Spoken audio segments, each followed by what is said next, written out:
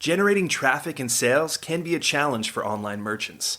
But selling on the Walmart Marketplace puts your products in front of millions of customers who shop on Walmart.com.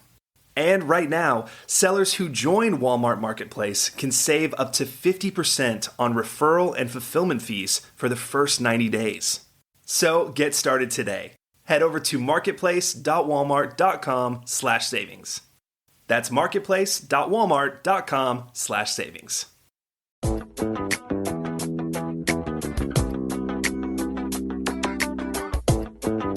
Welcome to E-Commerce Conversations, a weekly podcast focusing on e-commerce topics featuring interviews with prominent people in the e-commerce space.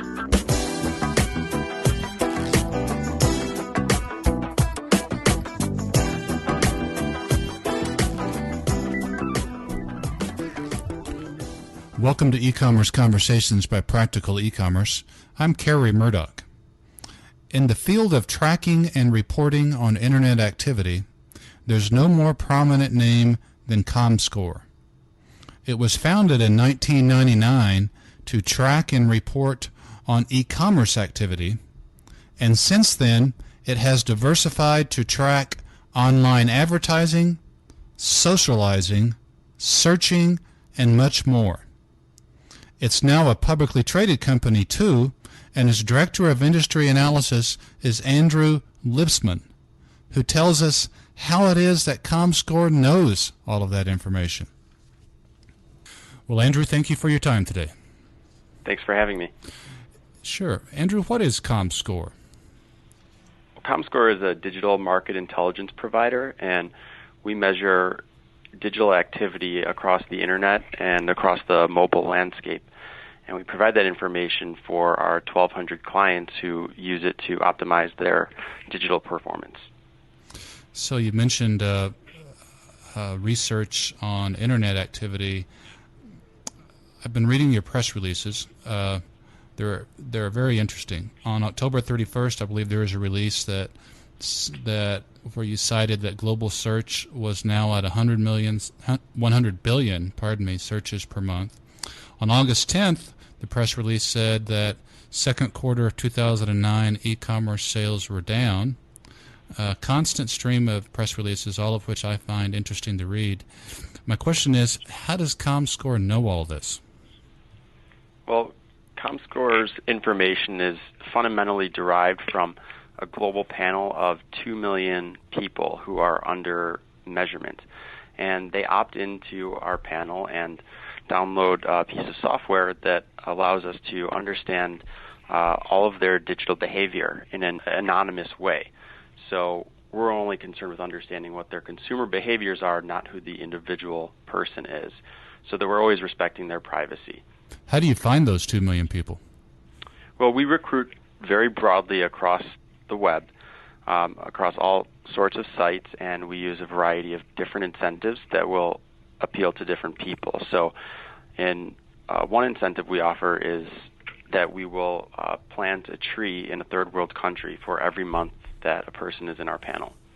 We also offer a variety of other web-related incentives like games and screensavers, data storage. And so the purpose of recruiting that way is so that we truly offer something that's for everybody. And as a result, we're able to attract people of every different demographic composition. And then based on this large sample that we get, we're able to project the behavior of the people in our sample to the larger Internet audience. In addition to the incentives that you just mentioned, do you pay them? We don't pay them. It's an exchange of the nominal incentive for them providing the information for market research purposes. Why is it 2 million? Why not 10 million or 200 million or 2,000? Well, I think that first off, many samples in the industry are based off many fewer people. For example, the Nielsen TV ratings, I believe, is somewhere in the range of 10,000 people. And you can report on broader behavior from much smaller samples, but the beauty of being able to recruit online is that you can actually get a significantly larger sample of people, which enables the reporting of many different behaviors at a higher level of granularity. So we're constantly building out our sample, especially globally. Right now we have about 1 million people in the U.S. and another 1 million people worldwide. And our sample will continue to get bigger, and that will give us more capabilities for reporting in those other countries. But there's always a balance of the cost associated with having a panel and the level of information that you need. Andrew, you had mentioned to me, earlier that when comScore was founded almost 10 years ago now, it was focused on e-commerce tracking, I believe is what you told me or I read. Right. So the company has a particular history and expertise in e-commerce. Tell us, what is the trend in e-commerce in your view? What will it look like in 5 years, say?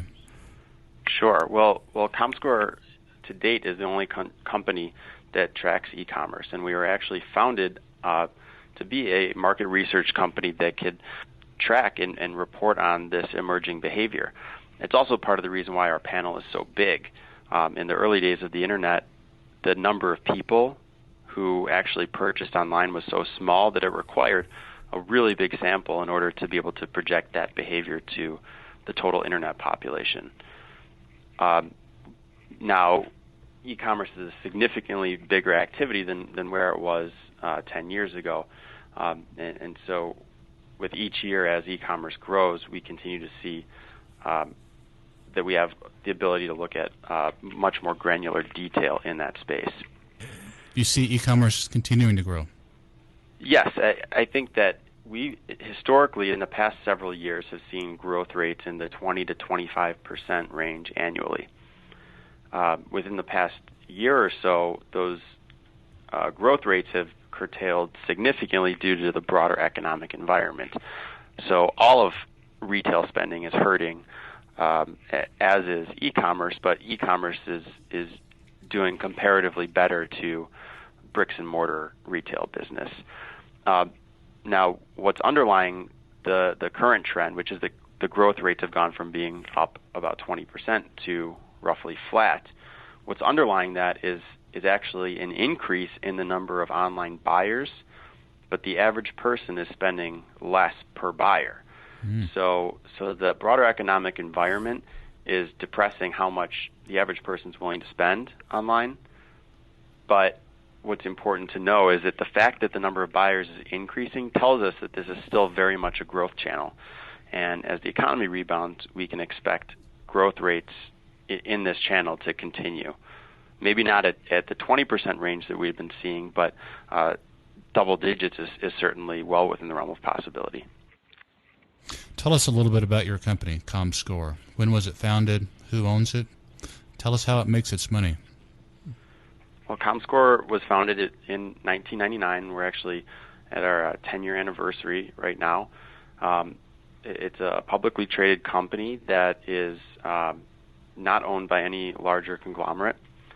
And our money is made through doing independent consulting projects for companies, and as well as through our variety of subscription services that we offer. Tell us a range of services that you provide for your clients. For our listeners, just give our listeners an idea of what your clients receive when they subscribe. I realize it's larger companies predominantly that subscribe to your services, but what do they get for that? Right. So we offer a range of subscription services, and these services, our flagship service is known as Media Metrics, and that monitors website visitation across the web. We also have Video Metrics, which monitors video usage and video consumption. We have QSearch, which looks at the actual search behavior. We have Ad Metrics, which monitors online display advertising from both the publisher and advertiser viewpoint, and a range of other services. So basically all these different services are the different important behaviors that are occurring online that businesses are really founded on. And when our clients subscribe to the service, they are given logins to an interface in which they're able to pull the information for a given service across a whole variety of metrics. So, for example, with media metrics, if they wanted to see how many people were visiting Facebook in a month, they could see how many unique visitors, they could see how many total page views, they could see per person metrics, like how many visits per visitor, and through all these different metrics, they can get a really nice rounded out picture of what that specific behavior looks like for a given site or entity. Our listeners, of course, Andrew, are smaller e-commerce merchants for the most part. Anything else on your mind for them today as it relates to comScore or e-commerce in general? Yeah, I would say that right now it's definitely a tougher environment for retailers, but being online is the place to be. And as I said before, it's certainly the growth channel for retail, and the underlying trends in terms of the number of people who are still coming online to buy is very positive. So I think there definitely will be brighter days. Another word of advice that I would have is that within the industry, there's been a long-held obsession with using clicks to measure performance, especially among retailers, especially those who, say, advertise on Google. And clicks are very important when it comes to search marketing, but for those e-commerce merchants who also engage in display advertising online, my advice would be to think about investing a little bit more in that, because the brand value is very strong and has ways of driving commerce activity in either immediately or latent, and also both online and offline for some of the retailers who may also be offline merchants. So online advertising really gives the best bang for your buck, and it's something that most merchants should be looking at and exploring ways of optimizing their online campaigns. It sounds like you're saying not only pay-per-click, but also general branding. Exactly, and one piece of advice actually that can be particularly helpful is that there are cases where you can pay for display ads on a cost per click basis, so you only pay on the click-through. So if I'm an online merchant, it's in my best interest to do a CPC campaign where I have a branding ad, because I can get all the free branded exposures without ever driving a click. That's interesting. Well, Andrew Lipsman, the Director of Industry Analysis for comScore, and that's comScore.com, if our listeners aren't familiar with that. Andrew, I want to thank you for your time today, sir. Thank you very much, and thanks for having me. Thank you.